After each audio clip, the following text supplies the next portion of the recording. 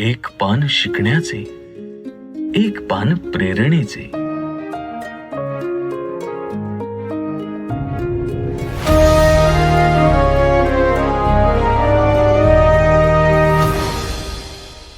मित्रांनो, आज आपण आलोय रत्नागिरीमध्ये आगाशे एम्पायरचे मालक श्री गौरांग आगाशे सर यांना भेटण्यासाठी. गौरांग सर हे दुसऱ्या पिढीचे उद्योजक आहेत. मला सांगायला अत्यंत आनंद होतो आणि अभिमान वाटतो की आगाशे डिपार्टमेंटल स्टोअर हे संपूर्ण कोकणामधलं पहिलं एसी डिपार्टमेंटल स्टोअर आहे. आणि मित्रांनो, एवढंच नव्हे तर हे संपूर्ण रत्नागिरीमधलं पहिलं ऑनलाईन स्टोअर सुद्धा आहे. सरांनी रत्नागिरीमध्ये अनबॉक्स हे ऑनलाईन डिलिव्हरी सर्व्हिसची सुरुवात केलेली आहे. तर सर, जसं तुम्ही म्हणालात की बदल आपल्याला करत असताना पहिली गोष्ट आपण पेशन्स ठेवायला पाहिजे. त्यानंतर महत्वाचं जी काही आपल्याकडे मॅनपॉवर आहे किंवा जी काही टेक्नॉलॉजी आहे तिला आपल्याला ट्रेन करावं लागतं.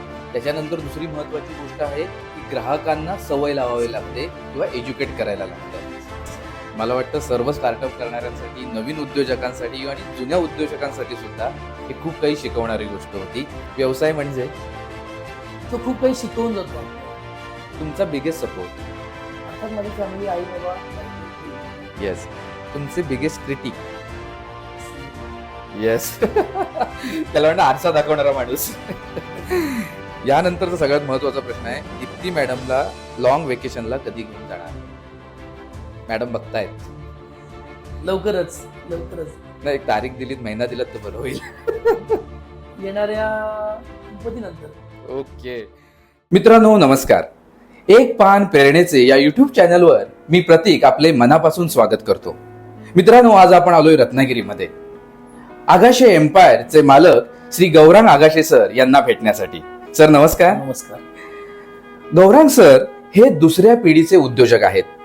वडिलोपार्जित व्यवसाय सांभाळत असताना त्यांनी अनेक स्थित्यंतरं पाहिली आणि अनुभवली आहेत. नवीन तंत्रज्ञानाला सोबत घेऊन त्यांनी व्यवसायामध्ये प्रचंड यश मिळवलं आहे. मला सांगायला अत्यंत आनंद होतो आणि अभिमान वाटतो की आगाशे डिपार्टमेंटल स्टोअर हे संपूर्ण कोकणामधलं पहिलं एसी डिपार्टमेंटल स्टोअर आहे. आणि मित्रांनो, एवढंच नव्हे तर हे संपूर्ण रत्नागिरीमधलं पहिलं ऑनलाईन स्टोअर सुद्धा आहे. सरांनी रत्नागिरीमध्ये अनबॉक्स हे ऑनलाईन डिलिव्हरी सर्व्हिसची सुरुवात केलेली आहे. आणि पहिल्या दिवशी फक्त 45 ऑर्डर पूर्ण करणाऱ्या ह्या ऍपने आतापर्यंत सुमारे 4.25 लाख ऑर्डर्स पूर्ण केलेल्या आहेत. असा अत्यंत दैदिप्यमान असा प्रवास आहे. सर, एक पान प्रेरणेचे या युट्यूब चॅनलवर तुमचं खूप खूप स्वागत. सर, जसं मी म्हटलं की तुम्ही दुसऱ्या पिढीचे उद्योजक आहात. आता मला सांगा की दुसऱ्या पिढीचं उद्योजक असणं, सेकंड जनरेशन एंटरप्रेन्योर असणं, त्याचे फायदे काय आणि तोटे काय? नक्कीच. आता काय होतंय की वडिलोपार्जित जर व्यवसाय म्हणाल तर आमचा किराणा मालाचा व्यवसाय होता. साधारण 1983 मध्ये वडिलांनी चालू केलं दुकान. आणि त्यानंतर जेव्हा माझं कॉलेज संपलं आणि मी हळूहळू आता म्हणजे आधीपासून पण दुकानात यायचो, पण फुल फ्लेज दुकानामध्ये यायला सुरुवात झाली. बीकॉम मी पूर्ण केलं. त्यानंतर काही वेगळं शिक्षण घेण्यापेक्षा मला असं वाटलं की इकडेच आपण या क्षेत्राकडे वळलं पाहिजे. तर सेकंड जनरेशन असतं तर आपण म्हटलं तर आज बऱ्याच ठिकाणी असं दिसतंय की म्हणजे काही उद्योजकांचं हे दुःख आहे की त्यांची जी दुसरी पिढी आहे ती कधी कधी त्यांच्या व्यवसायात येत नाहीये. बरोबर. ती कुठेतरी जॉब कुठे चांगला मिळेल का किंवा अशा काही वेगळ्या संधींकडे जाण्याची शक्यता जास्त आहे. पण माझ्या मनात काय असं वाटत होतं की नाही, आपल्याला जो बिझनेस वडिलांनी आज एका एवढ्या कष्टातनं इथपर्यंत उभा केला तर कदाचित त्याला जर आपण वेगळं रूप, नवीन अपडेशन करून जर आपण दिलं तर कदाचित आपण पुढे जाऊ शकतो. त्यामुळे मला असं वाटतं की फायदे सुद्धा भरपूर आहेत की आपल्याला एक सपोर्ट मिळतो की घरातल्यांचा की बाबा एक बिझनेसची बॅकग्राऊंड आहे, त्यामुळे काही ना काहीतरी गोष्टी त्यांच्यापासून आपण शिकत आलेलो असतो आणि त्या गोष्टी घेऊन आपण आपल्याला जी पुढची वाटचाल करायची असते ती आपल्याला करायला सोपी पडते. असे अनेक बारीक सारीक मी फायदे अनुभवले किंवा अजूनही अनुभवतोय. आणि नाण्याच्या दोन्ही बाजू तुम्ही म्हणताय की फायदे काय आहेत किंवा तोटे काय आहेत. एक्झॅक्टली तोटा असं म्हणता येणार नाही, पण थोडी याच्यातली काही चॅलेंजेस असं आपण त्याला म्हणू शकतो की असं होतं की त्या पिढीने एका वेगळ्या वातावरणातून उद्योगाची निर्मिती केलेली असते आणि ते हळूहळू जशी जशी प्रगती होते तसं तसं त्या उद्योगाला ते पुढे आणत असतात. आणि जेव्हा सेकंड जनरेशन येते तेव्हा बऱ्यापैकी त्यांनी एक जो केलेला ढाचा आहे तो घेऊन जेव्हा आपल्याला पुढे नेण्याची जबाबदारी आपल्या अंगावर येते तेव्हा त्यांचा दर्जा अजिबात घालून चालत नसतो, त्यांची शिस्त कुठेही बिघडवून चालत नसते. आणि जर तुम्हाला काहीतरी वेगळं करायचं असेल तर ती जनरेशन पटकन तुम्हाला ते करण्यासाठी उद्युक्त करताना थोडी भांबा होती. आणि याच्यामध्ये थोडा जनरेशन गॅप असा होतो की आम्हाला वाटत असं नाही ना, हे केल्यावर पटकन ती गोष्ट साध्य होईल. पण ते म्हणत नाही, अरे थांब जरा, आधी हे असं करून बघूया, मग ते करूया, मग ते पुढचं करूया. पण आमचं म्हणणं असतं की नाही, आता आपण हा जर अपडेट नाही केला तर कधी आपण काळाची पाठी पडू. बरोबर. पण त्यांनी एवढं फास्ट चेंजेस बघितलेले नाहीयेत.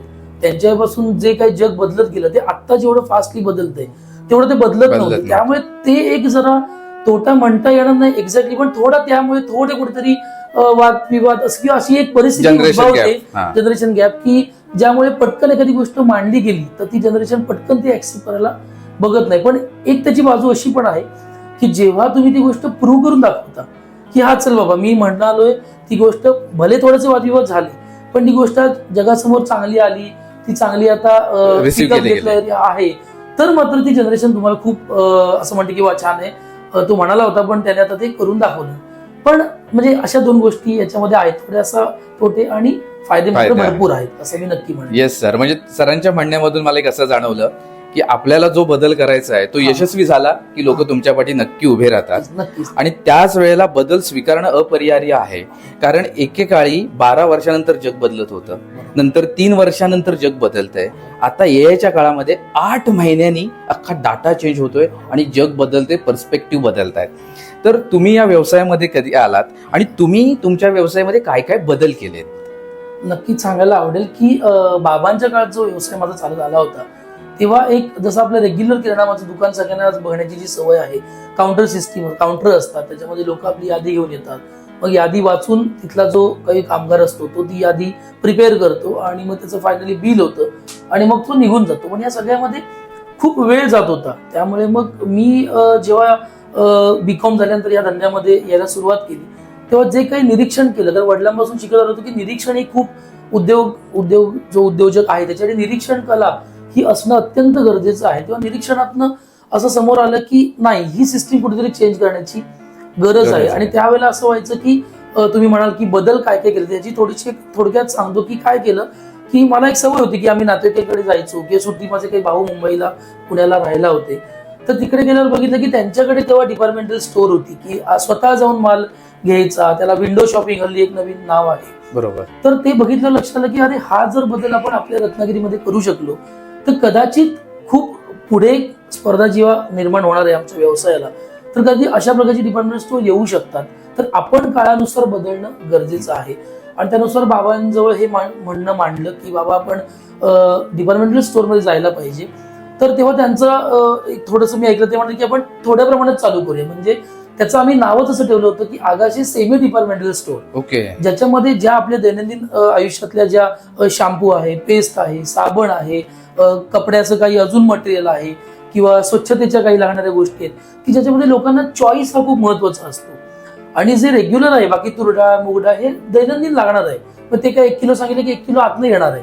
पण ज्या चॉईसने घ्यायला लागतात, तर आम्ही दुकानाचे 2 भाग केले की एक बाहेरचा भाग की ज्या या सगळ्या वस्तू मी तिथे मांडल्या, तेव्हा यादी आल्यावर आम्ही पहिली स्टेप काय घेतली की यातल्या ज्या तुम्हाला लागणाऱ्या गोष्टी आहेत, ज्या तुम्हाला इथे दिसत आहेत, या तुम्ही स्वतःहून घ्या, बाकीची वस्तू आम्ही काढून घेतो. बरोबर आहे. अशा तऱ्हेने सेमी डिपार्टमेंटल चालू केलं, ज्याच्यामध्ये लोकांना ती कन्सेप्ट प्रचंड आवडली. ती सुद्धा आपण पहिल्यांदा अशी एक कन्सेप्ट चालू केली होती.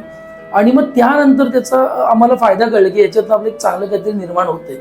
मग आम्ही त्याच्यातनं पूर्ण डिपार्टमेंटल स्टोअर करायचं अशी कन्सेप्ट मी बाबांसमोर मांडली. पण तेव्हा माझा आग्रह थोडासा असा होता की आता पूर्णच काहीतरी चेंज करूया, कारण का हळूहळू ग्लोबल वॉर्मिंगचे जे आपण झटके बघतोय, तर लोकांना आल्यावर रिलीफ मिळणं गरजेचं आहे खरेदी करण्यासाठी. त्यात आमचं दुकान सड्यावर रत्नागिरीमध्ये खूप उंचावर आमचं दुकान आहे, तर गरमा बऱ्यापैकी होतो सगळीकडे. तर लोकांना आनंदाने खरेदी करता येण्यासाठी आम्ही एसी डिपार्टमेंटल आपण करूया का, असं आम्ही थोडं आमच्या मनात आलं. पण थोडंसं म्हणतो आपण जनरेशन गॅप, तर वडिलांचं असं म्हणणं की नाही, हा जरा खूपच मोठा घास वाटतोय, कदाचित आपल्याकडे गावातली येणारी पण लोकांची संख्या भरपूर आहे, तर कधी लोक येतील की नाही अशी थोडी शंका होती. किंवा मार्केटमधल्या काही लोकांनी सुद्धा बाबांना माझी कन्सेप्ट सांगितलं, तेव्हा जे हे काहीतरी गौरांगला काहीतरी नवीन काहीतरी सुचतं, हे काय होण्याचं नाही, तू आपला अनंता त्याच्या ह्या मागणीला काही एवढी मान्यता द्यावी असं आमचं म्हणणं नाहीये. पण थोडंसं झालं की म्हणतात तसं की ते म्हणणं फोर्सफुली मांडलं आणि त्यातनं असा पर्याय दिला की बाबा चांगलं झालं तर सगळ्यांचं, आणि कदाचित काही वाईट त्याच्यातनं घडलं तर तुम्ही पूर्ण माझ्या अंगावरती सोडा, कसं काय करायचं, त्याचा काही हप्ता असेल, काही त्याचंही रिक्वायरमेंट असेल तर मी माझ्या लेवलवर मॅनेज करेन. आणि बाबांनी अखेर ते ह्या सगळ्या कन्सेप्टला मान्यता दिली आणि अखेर आमचं डिपार्टमेंटल स्टोअर, पूर्ण एसी डिपार्टमेंटल स्टोअर आम्ही चालू केलं आणि कोकणातलं पहिलं एसी डिपार्टमेंटल स्टोअर होण्याचा मान आमच्याकडे आता आलेला आहे. क्या बात आहे. त्यासाठी सर खूप खूप अभिनंदन तुमचं. Yes, yes. आता तुम्ही सांगितलं की बदल केलेत, होय पण हे बदल करताना काय काय चॅलेंजेस होते होय आणि हे बदल करत असताना एक महत्वाचा विषय असतो ना की आज मी बदल करतोय, तो कदाचित यशस्वी होईल, कदाचित अयशस्वी होईल, बरोबर. पण यासाठी एक मानसिक कणखरता हो. आपल्यामध्ये असणं गरजेचं आहे किंवा ती खूप डायलेमा अशी ती परिस्थिती असते सगळी. हो. पण त्याच्यातून तुम्ही तरुण कसं गेले, ते चॅलेंजेस आले त्यांना तुम्ही कसं काय फेस केलं, त्याच्याविषयी थोडासा प्रकाश टाका. नक्कीच नक्कीच. आता चॅलेंजेस खूप असे होते, कारण की काय झालेलं, मुळात जसं तुम्हाला मगाशी बोललो की बाबा म्हणाले की अरे ती जी मानसिकता आहे लोकांची ती कशी काय चेंज करायची ना, म्हणजे ते लोकांना सवय झाली ती वर्षानुवर्ष वही आणायची, मग आतला माणूस माल काढणार, माल आणून द्यायचा आहे त्यांना, ते नुसते खुर्चीवर बसून राहायची लोक. मग हे मोठं चॅलेंज होतं की जेव्हा आता हे एसी डिपार्टमेंटल स्टोअर झालं, ज्याच्यामध्ये दरवाजा उघडून आत यायचा होता दुकानामध्ये आणि मग ते सगळ्या प्रकारचे डिपार्टमेंट त्याच्यातनं वस्तू लोकांना द्यायच्या होत्या, तर हे मोठं चॅलेंज होतं. म्हणजे आता आम्ही काय केलं की स्वतः मी होतो, माझे वडील होते, माझी आई होती, आम्ही प्रत्येक माणसाची वही हातात घ्यायचो, त्याची ती एक ट्रॉली असते, ट्रॉली किंवा बास्केट असतं, तर ती ट्रॉली घेऊन आम्ही फिरायचो त्यांच्याबरोबर. त्यांना सांगायचो हे बघा आता साबण तुमच्या वहीत आहे का नाही, तर बघा हे साबणाचं डिपार्टमेंट आहे, तर इथे खाली आपल्याला सगळ्या प्रकारचे साबण मिळणार आहे. थोडक्यात तुम्हाला कस्टमरला शिकवावं लागलं सुरुवातीच्या हा काळामध्ये. खूप मोठा चॅलेंज होता आणि तो करावा लागला, त्याला काही पर्याय नव्हता. पण तुम्हाला सांगतो खूप पॉझिटिव्ह गोष्ट अशी आहे की जर आपण पोटतिडकीने किंवा एक डेडिकेशनली आपण ती गोष्ट जर लोकांना दाखवली तर लोक नक्की ती अप्रिशिएट करतात. आणि सर्व जी आमची कोणी गावात येणारी लोक होती ती पुढच्या महिन्यापासूनच्या सगळ्या याद्या आम्हाला त्यांना अजिबात मदत करायला लागली, ती प्रॉपर त्या याद्या जाऊन आतनं काढून ते घेऊन यायचे. अशा प्रकारचं तो एक चॅलेंज होता. त्याच्यानंतर चॅलेंजेस असे होते की आम्ही पहिल्यांदा रत्नागिरीमध्ये कॉम्प्युटर वापरायला सुरुवात केली. जेव्हा कॉम्प्युटरचं नाव जरी काढलं तरी अरे कसला कॉम्प्युटर कुठे बिलं होत आहेत, ते एक टिपिकल मेंटॅलिटी होती.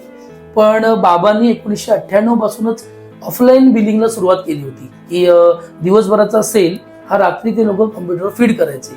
मग मी त्यातलं पुढचं वर्जन आणलं ते म्हणजे आपल्याला बिलिंग पण करायला पाहिजे, पण मग आता कॉम्प्युटर म्हणजे शिकण्याचं प्रमाण पण त्या प्रमाणात नव्हतं, मग ती मुलं मिळतील की नाही.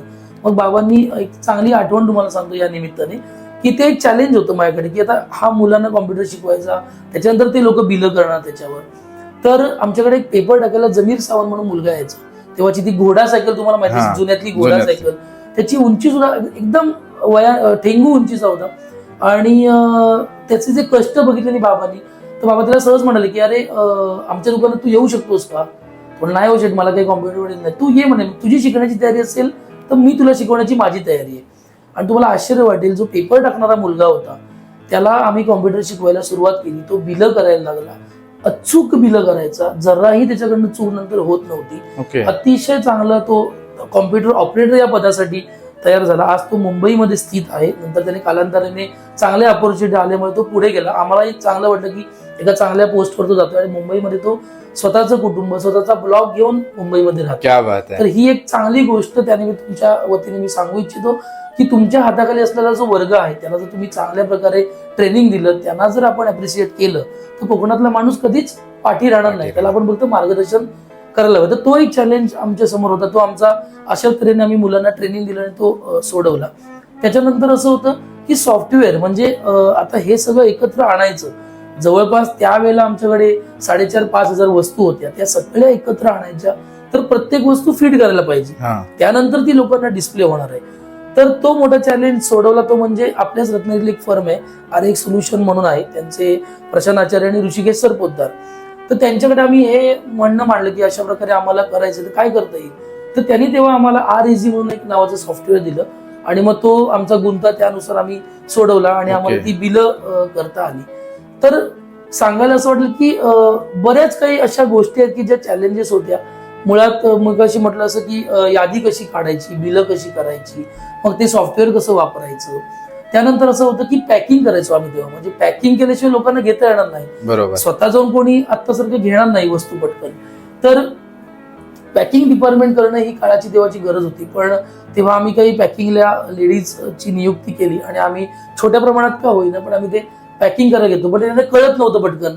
कशा प्रकारे पॅकिंग करायचं, ते पॅकेजिंगचं यंत्र कसं वापरायचं. ओके. तर हा त्याच्यातला एक चॅलेंज होतं. पण हळूहळू सगळ्यांची साथ चांगली मिळाली आणि आम्ही त्या विषयातनं हळूहळू पुढे गेलो. खरं सांगायचं म्हणाल तर असे बरेच ऍक्च्युली बारीक सारीक गोष्टी आहेत, चॅलेंजेस आहेत. पण ज्या काही त्या उद्योगाच्या नुसार आल्या त्या आम्ही त्या वेळेला पण आहे. म्हणजे चॅलेंजेस घेऊनच पुढे जावं लागलं. असं पटकन काही गोष्ट एखादी घडत नाही, त्यांना काहीतरी तुम्हाला कष्ट घ्यावे करावे लागतात आणि पेशन्स लेवल खूप पाहिजे, जी आत्ताच्या पिढीकडे मला कुठेतरी कमी दिसते. आम्ही खूप पेशन्स ठेवले म्हणूनच इथपर्यंत आम्ही आज येऊ शकलो. तर पेशन्स नसते ठेवले तर कधी पटकन आपण बंद करण्याकडे आपला कल चालत नाही, बंद करा. हा चालत नाही. असे बरेच हल्ली उद्योग होतात की चालू होतात पण ते सडनली बंद होतात. तर सर, जसं तुम्ही म्हणालात की बदल आपल्याला करत असताना पहिली गोष्ट आपण पेशन्स ठेवायला पाहिजेत.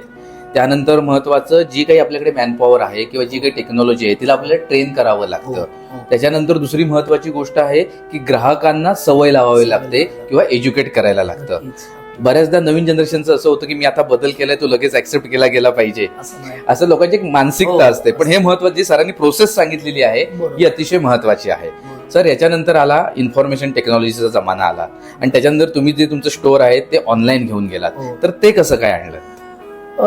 काय झालं की जसं मगाशी आपण म्हणत होतो की अपडेशन सतत काहीतरी करायला पाहिजे. तर त्यावेळेला असं डोक्यात आलं की तेव्हा असं फार मोठं आपल्याला सायबर कॅफेत जाऊन आपल्याला इंटरनेटचं नॉलेज मिळत होतं. आपण काही ना काही जाऊन सर्फिंग करायचो तेव्हा. तर तेव्हा असं लक्षात आलं की जसं मगाशी म्हणालो की जेव्हा मुंबईत जायची वेळ यायची तेव्हा असं बघायचो की अरे अशा प्रकारचे डिपार्टमेंटल स्टोअर असतात, आपल्याला असलं पाहिजे आपल्याकडे. तर त्याप्रमाणे काय झालं, मी बघितलं की तिकडे जेव्हा मी गेलेलो तेव्हा काही अशी नामांकित कंपन्या होत्या. तर त्यांचं जो किराणा माल आहे तो तुम्ही फोनवरनं ऑर्डर करू शकत होतात आणि तो तुमच्या घरपोच यायचा. तर म्हटलं हे मस्त आहे, कारण का आता काय व्हायचं की आम्ही पण होम डिलिव्हरी आम्ही रत्नागिरी तोपर्यंत चालू केली होती. ओके. तर पहिल्यांदा होम डिलिव्हरी बाबांनी रत्नागिरीमध्ये तुम्हाला सांगेन की चालू केली होती. जेव्हा तो जो माल आहे तो आम्हाला लोक, आपल्याकडे तेव्हा लँडलाईन होते, तर तो लँडलाईन वरनं फोनवरनं ऑर्डर द्यायचं की अशी ऑर्डर आहे, ती लिहून घ्या, आणि मग ती झाली की आम्ही ती लगेच जाऊन पोचवून यायचो. अशी आमची होम डिलिव्हरी आता चालू होती. पण त्यामध्ये तो फोनवर जाणारा वेळ किंवा वहीत द्यायला तरी लोकांना यायला लागायचं किंवा हा मला आणून द्या, म्हणजे परत त्यांना आमच्यापर्यंत यावं लागायचं. तर हा परत टाइम कन्झ्युमिंग विषय होता.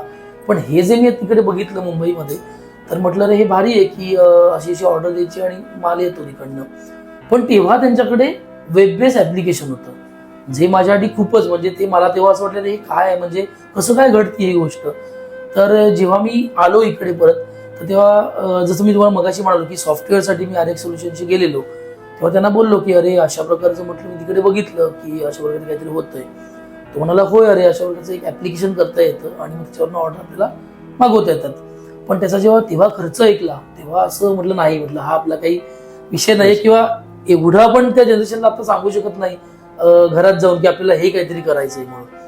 तर जस्ट तेव्हा म्हणजे मी तुम्हाला सांगेन की ई कॉमर्स ह्या सगळ्या दुनियेमध्ये आता जो काय मी आहे त्याची सुरुवात मी म्हणेन तर तेव्हापासून झाली की व्हॉट्सअप नावाचं आज गोष्ट आपण अगदी आज कोणी जगात सगळी लोक आज व्हॉट्सअप वापरतात. तर तेव्हा त्याचं जस्ट कुठेतरी 11-12च्या दरम्यान रत्नागिरीमध्ये बऱ्यापैकी ते यायला सुरुवात झाली होती. तर त्याचा मी असं ठरवलं की काहीतरी आपण वापर करू शकतो का बेसिक लेवलला. तर तेव्हा मला असं आठवतं आम्ही जाहिरात अशी केली होती, घर बसल्या आपली ऑर्डर व्हॉट्सअपद्वारे द्या आणि आपला किराणा माल घरपोच मिळवा. तर अशी एक मी स्लोगन तयार केली, एक छोटासा लोगो तयार केला. आणि माझं असं म्हणणं होतं, बाबांना म्हटलं की हे बघ ह्याच्यात कोणतंच आपल्याला भांडवल नाहीये, काहीच नाहीये, जस्ट आता जी लोक वही आणून देतात किंवा फोनवरनं ऑर्डर देतात त्याऐवजी आपण लोकांना व्हॉट्सअपवरनं ऑर्डर द्यायला सांगूया. तेव्हा तुम्हाला आठवत असेल की मराठी पण तेवढं टाईप नाही करता यायचं, इंग्लिश मधनं ते मराठी टायपिंग करायला लागायचं, जसं आता आपण इझिली गुगलवरनं करतो. तर तो चॅलेंज म्हटलं कसं सोडवूया, तर म्हटलं फोटोज काढून पाठवायला सांगूया. आता जे वया आहेत किती पानं होती तुमची वयांची, लोक आम्ही काय टायपिंग नाही, आम्हाला टायपिंग काही जमत नाही, म्हटलं फोटो काढून पाठवा. अशा तऱ्हेने पहिलं म्हणाल तर मी IT चा वापर व्हॉट्सअपद्वारे चालू केला आणि लोकांना मी जाहिरात करायला सुरुवात केली. तेव्हा प्रिंट मीडियाला जास्त महत्व होतं त्यापेक्षा, पेपरात जाहिरात दिली या गोष्टीची आणि लोकांनी त्याला चांगला प्रतिसाद दिला आणि लोक व्हॉट्सअपवरनं ऑर्डर पाठवायला लागले आणि आम्ही त्यांची ऑर्डर घरपोच द्यायला लागलो. तर यामुळे खूप चांगला बदल झाला. लोकांनाही कळलं आपला वेळ वाचतोय, आम्हालाही सोपं व्हायला लागलं, अनेक लोकांची ऑर्डर यायला लागले आणि आम्ही हळूहळू आम्ही त्याची स्ट्रीमलाईन लावून घ्यायचो आणि आम्ही त्या ऑर्डर पोचवायचो. तर अशा प्रकारे व्हॉट्सअप आम्ही पहिल्यांदा ई कॉमर्समध्ये आणलं आणि त्यानंतर आता काहीतरी बदल पाहिजे, परत काहीतरी वेगळं करण्याचा ध्यास होता. तर तेव्हा मात्र एक अशी जजमेंट आली की अरे वा, व्हॉट्सअप चालतंय ना, तर आता हळूहळू ऍप्लिकेशनच्या गोष्टीला बाबांच्यावर आपण मांडूया. तर त्यावेळेला प्रशांतकडे गेलो की आता बाबा मी बऱ्यापैकी स्थिरावलोय व्हॉट्सअपमधनं, साधारण त्याला 2 वर्ष झाली होती. तर म्हटलं काय करू शकतो, तो म्हणाला चालेल ना, करू शकतो. वेब बेस नावाचं एक ऍप्लिकेशन तेव्हा तुम्हाला म्हणाला, अगदी बेसिक असतं वेब बेस हा विषय, तर आपण करू शकतो म्हणाला गौरव. तर तरी पण जो खर्चाचा आकडा होता तो ऐकल्यानंतर असं वाटलं की अरे कसं काय करायचं, घरी कसं काय सांगायचं. पण आपण म्हणजे तुमच्या माध्यमातून मी सांगेन की एखाद्या उद्योजकासाठी आपण चॅलेंज असतो की फंड्स कसे निर्माण करायचे आपण पाचच्या जनरेशनला सांगण्यासाठी. तर त्यावेळेला त्यांना ते पटकन मान्य होऊ शकत नाही पहिल्यांदा जर आपण बघितलं तर तेव्हा जो काही प्रशांतने मला खर्च सांगितला त्यानुसार मी त्याला असं म्हटलं की तुम्हाला एक मदत कर. तसे आम्ही दोघे एकाच वयाचे, फक्त तो सायन्स साईडला मी कॉमर्स साईडला. ओके. तर म्हटलं मला बाकी काही मदत नको, पण ह्याचे तू मला काही स्टेप बाय स्टेप पैसे घेऊ शकतोस का या गोष्टीचे. EMI सारखं. हा, की थोडस मी प्रूव्ह करून दाखवतो की मी काहीतरी करू शकतो, मग मला पैसे दुकानात मला 100% मिळतील.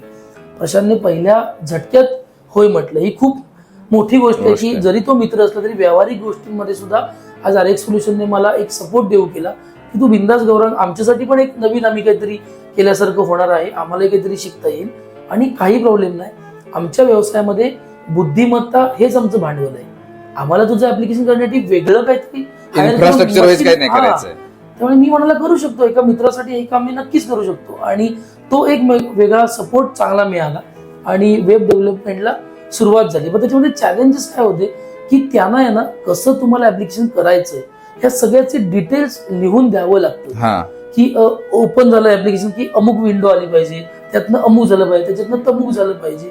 आणि मग त्यानंतर ते लोक, त्यांना कोडर असं नाव असतं, मग ते लोक ते कोड्स बनवतात आणि मग त्यानुसार आपलं ऍप्लिकेशन डेव्हलप होतं. ओके. तर मग ते सगळं प्रशांतने मला समजवलं, त्याप्रमाणे मी त्याला ते देऊ केलं आणि हळूहळू ते ऍप्लिकेशन बनवायची प्रोसेस सुरुवात झाली. तर तुर्तास मी सांगेन तुम्हाला की व्हॉट्सअप पासून आगाशे ई स्टोअर बनवण्यापर्यंत हा सगळा प्रवास चालू झाला. फायनली आम्ही ते लॉन्च केलं दिवाळीमध्ये आणि तेव्हा सौरभ पाटील यांचं DG इम्पल्स नावाची डिजिटल मार्केटिंगची कंपनी होती, त्यांचीही सुरुवात आमच्या या प्रोजेक्ट पासून झाली. आणि त्याचं सोशल तेव्हा पहिल्यांदा मार्केटिंग केलं आणि आम्ही ते ऍप्लिकेशन लॉन्च केलं. आजही तुम्हाला सांगायला चांगलं वाटेल की पूर्ण कोकणामध्ये ऑनलाईन ग्रोसरी डिलिव्हरी करणारं पहिलं ऍप्लिकेशन म्हणजे आगाशे ई स्टोअर असं आहे, जे आज व्यवस्थित चालू आहे. आणि त्याचा उपयोग आम्हाला, तुम्ही जर मगाशी म्हणालात की कोरोनाच्या काळामध्ये अत्यंत चांगला प्रभावी उपयोग त्याचा कोरोनाच्या काळात झाला. अनेक लोकांना घरबसल्या ऑर्डर देता आली, ती आम्ही त्यांच्यापर्यंत आम्ही पोहोचवू शकलो.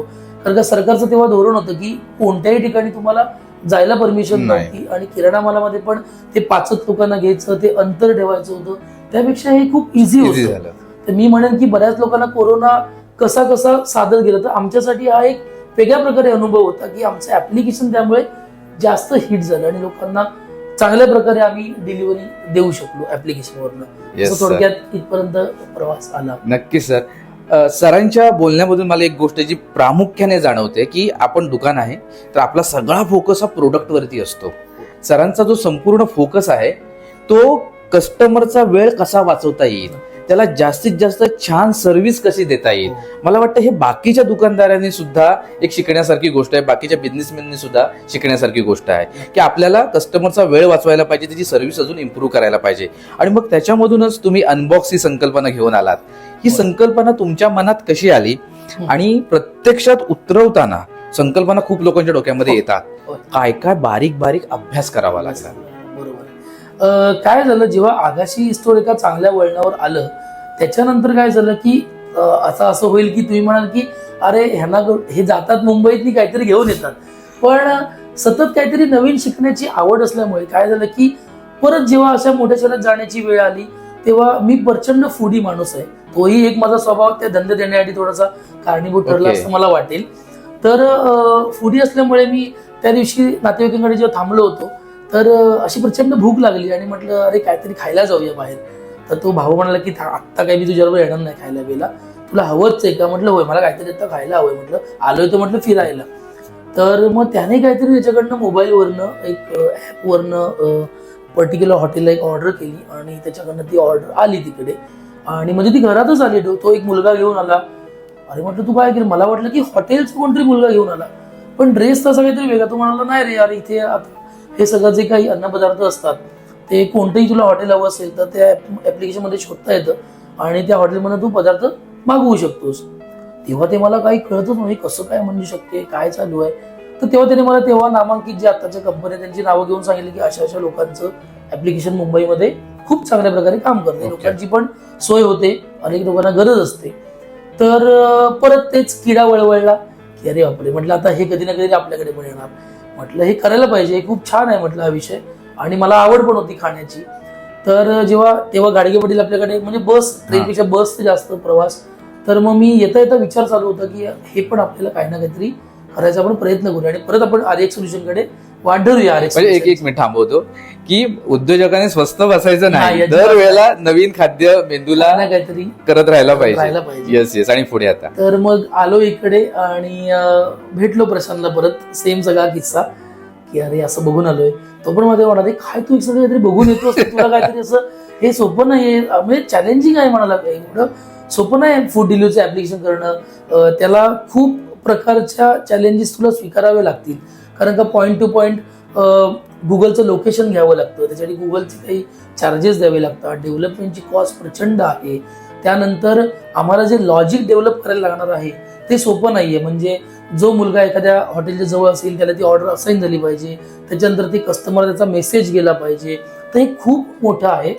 आपण थोडं विचार करूया आणि मग याच्यावर काहीतरी निर्णय घेऊया. तो असा एकदम मला थोडं मी असा इम्पेशंट असतो की नाही आता आपल्याला हे करायचंय, जरा थंड घे म्हणाला, करूया, विचार करूया काय करता येईल.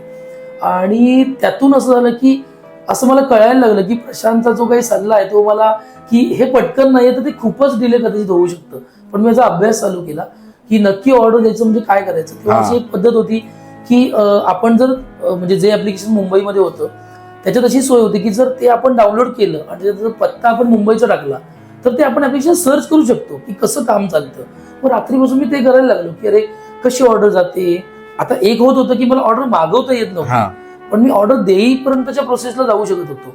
आणि ती बघितल्यावर एकदमच म्हणजे असं मला म्हटलं नाही आपल्याला करायचंच आहे. म्हटलं काय केल्या तर पण ही नाव थोडं असं सांगायला वाटेल की काही ना काहीतरी वेळ लागत गेला आणि ते काही होण्याचे चान्सेस तेवढे मला दिसत नव्हते की म्हणजे कधी असं तेव्हा मला म्हणालं की ते डेव्हलपमेंट पण खूप कठीण आहे, त्यामुळे कधी ते प्रशांतच्या दृष्टीने पण खूप चॅलेंजेस आहेत. पण बॅक ऑफ द माइंड असं जसं तुम्ही म्हणाल की बारीक बारीक काय आहे, तर एकंदर बघितल्यानंतर कळलं मला की नाही हे खरंच मोठं चॅलेंज आहे. डिलिव्हरी बॉय नेमायचे, मग ते कमिशन बेसवर नेमायचे, पण जर मी ऑर्डर्स मुलांना देऊ शकलो नाही तर मुलं माझ्याकडे काम कसं करतील. बरोबर, ही एक मोठी रिस्क होती. पण ज्या हॉटेलमधनं ऑर्डर येणार आहे त्यांना तर त्यांचे पैसे आपल्याला द्यावेच लागणार आहे. ते तर पैसे दिल्याशिवाय ते हॉटेलवाले आपल्याबरोबर येणार नाही. बरोबर. परत तेव्हा असं होतं की इथल्या हॉटेलवाल्यांकडे आपल्याकडे कोणत्याही प्रकारचं ऍप्लिकेशन नाही. मग त्यांना त्यांच्या त्या फोनला अशी ऑर्डर येणार, मग ती ऍक्सेप्ट करायची, मग ती मुलगा त्यांची न्यायला येणार. तर हे सगळं घडेल की नाही असं प्रचंड माझ्या मनात यायला लागलं. आणि मी पण थोडंसं काय होईना पण भांबावलो आणि जरा थोडा बॅकफुटला आलो होतो. पण म्हणतात तसं की एकच मिनिट थांबवतो की जी तगमग असते मनाची कशी असते थोडं, आणि किती म्हणजे आपल्याला असतं करायचंय पण होत नाहीये, करायचंय पण होत नाहीये. मला वाटतं या तगमगीमधून आहे ना प्रत्येक एंटरप्रेन्योरला जायलाच हवं, त्याशिवाय नवीन असं काहीतरी निर्माण होत नाही. आणि शांततेने झोपच लागत नव्हती की अरे हे काय आहे, हे व्हायलाच पाहिजे, कसं नाही होतं आपल्याकडनं. पण ही जी काही दिसत होतं की हे असं सगळं गडबड होऊ शकते या सगळ्या सिस्टीम मध्ये. आणि तेवढ्यातच असं झालं की आपल्याकडे सगळ्यांनाच आपल्याला माहिती आहे की जगावर मोठं संकट आलं कोरोनाचं. आणि हळूहळू कळलं की आता सगळ्या व्यवसायांना बंदी आणलेली आहे. जे म्हणजे अत्यावश्यक वस्तू फक्त चालू, बाकी सगळं बंद. त्याच्यात सर्वाधिक ज्याला झळ पोचणार ती म्हणजे हॉटेल इंडस्ट्री होती की ज्याच्यामध्ये त्यांना हॉटेलला लोकांना घेताच येणार नव्हतं.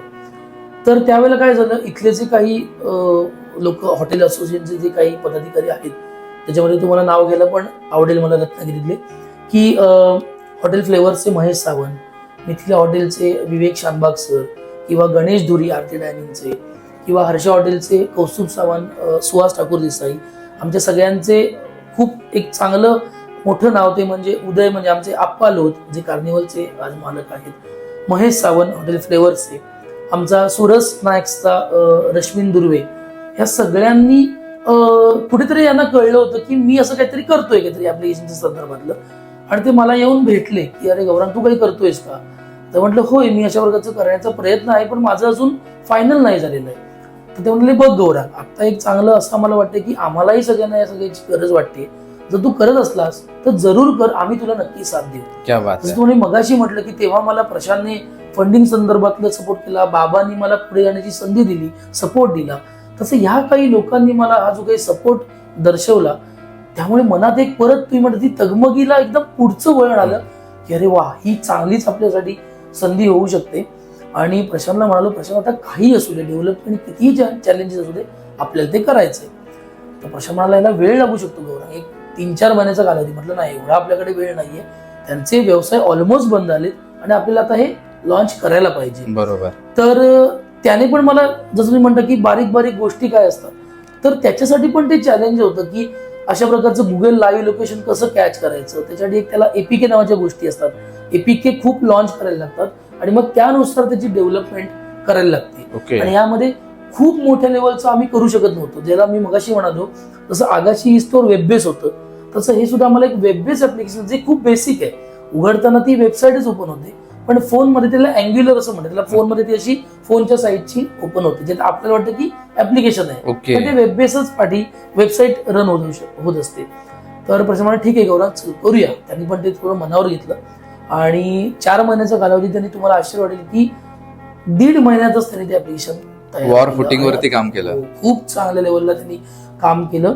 फक्त एक त्याची गोष्ट घडली, जे तुम्ही म्हणता की काय तेव्हा बारीक बारीक गोष्टी घडल्या, तर तेव्हा असं घडलं की एक मोठी नामांकित कंपनीची जी फूड डिलिव्हरी कंपनी आहे, ती माझ्या या सगळ्या प्रोसेसमध्ये, त्यांनी आता प्रत्येकाचा अभ्यास चालू असतो बरोबर, तर त्यांनी त्या काळात 1 महिन्याआधी ती सर्व्हिस रत्नागिरीमध्ये चालू केली. पण म्हटलं तर ठीक आहे, आपण करतोय, विश्वास होता, ही सगळी लोक माझ्या बरोबर होती, तर म्हटलं आपल्याला लॉन्च तर करायचं आहे. आणि मग या सगळ्यांची मी बोललो की बाबा एवढी मोठी कंपनी आली, पण तेव्हा पण मी सांगतो की ह्या लोकांनी सांगितलं तू बिंदास कर, आम्ही तुझ्या बरोबर आहोत, तू बिंदास लॉन्च कर, आपण टेस्टिंग करूया. आणि ती टेस्टिंगची फेज असते, ही खूप महत्वाची आहे. तुम्हाला सांगतो की ई कॉमर्स बिझनेसमध्ये जेव्हा तुम्ही एखादी गोष्ट करता, तेव्हा युजरच्या हातात गेल्यानंतर त्याला येणाऱ्या ज्या अडचणी आहेत या तपासण्याची खूप मोठी गरज असते, नाही तर ते फेल्युअर होऊ शकतं, ऍप्लिकेशन फेल्युअर होऊ शकतं.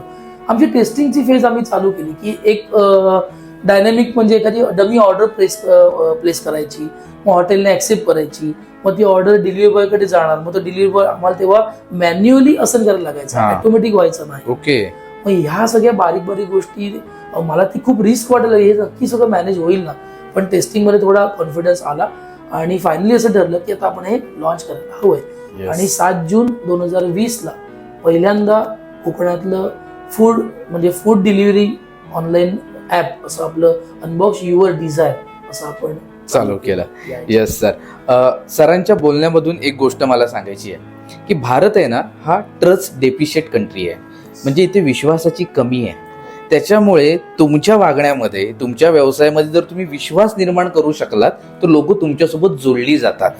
बाहेरच्या देशामध्ये कागद दाखवायला लागतो, आपल्या देशामध्ये माणूस दाखवायला लागतो. आणि मला वाटतं हे एंटरप्रेन्योरनी शिकण्याची गोष्ट आहे की तुम्ही बाकीच्या वेळेला, बिझनेसच्या इतर वेळेला सुद्धा कसे वागताय लोकांशी, तुमच्या वागण्यामधून वेंडर्स असतील, बाकीची लोक असतील, ग्राहक असतील, यांच्या मनात विश्वास निर्माण होतोय का, याला आपल्या देशामध्ये प्रचंड किंमत आहे. आणि हे इंटेंजिबल आहे, ज्याला हात नाही लावू शकत आपण, पण ही व्हॅल्यू आहे ती तुम्हाला बिझनेसमध्ये खूप वर घेऊन जाते. येस. आणि आता जसं तुम्ही म्हणालात की अडचणी आल्या सुरुवातीला, आणि दुसरी एक महत्वाची गोष्ट जसं तुम्ही म्हणालात की पायलट प्रोजेक्ट असतो. आपण जनरली जो नवीन उद्योजक येतो तो डायरेक्ट एक कम्प्लीट प्रोडक्ट द्यायचा प्रयत्न करतो, पण ऍक्च्युअली बिझनेसची प्रोसेस अशी आहे, जसं तुम्ही केलं की पहिला एक पायलट प्रोजेक्ट येतो, प्रॉब्लेम्स कळतात, क्युअर केले जातात, परत प्रॉब्लेम्स येतात, क्युअर केले जातात, त्या रिफाईनमेंट नंतर एक फायनल प्रोडक्ट तयार होतो. तर या प्रोसेसचं मला वाटतं फार मोठं महत्व आहे की कस्टमर एंडला तो चांगला रिस्पॉन्स आणि ते चांगलं फिलिंग त्याला येणं. बरोबर. येस. आता हे तुम्ही सगळं केलं, तुम्ही म्हणालात की मॅन्युअल होत्या सुरुवातीला गोष्टी, काय काय अडचणी आल्या?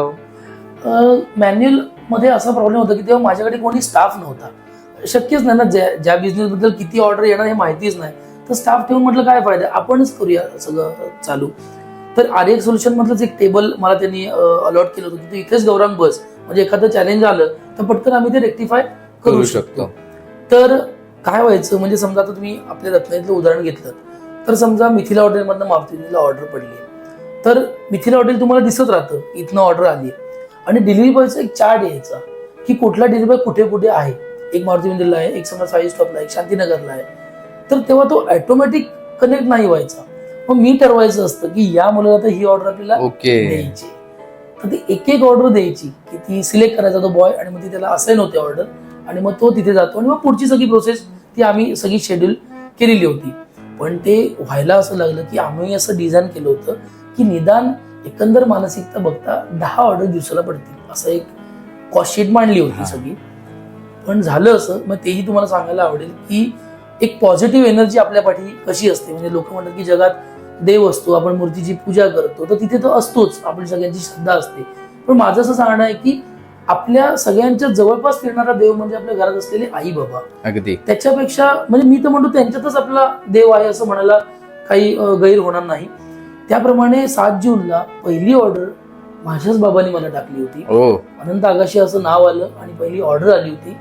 आणि तुम्हाला खरंच म्हणतो की 10 ऑर्डर जिकडे प्रेडिक्ट केल्या होत्या तिकडे पहिल्याच दिवशी मला 45 ऑर्डर पडल्या. क्या बात आहे. जे क्या बात आहे. इतकं नंतर असं व्हायला लागलं की जे काही मॅन्युअल प्रोसेस होती किंवा जे काही करायचं होतं ते खूप गडबड झाली. म्हणजे कारण का 10 ऑर्डरचं डिझाईन 25 ऑर्डर पडल्या आहेत.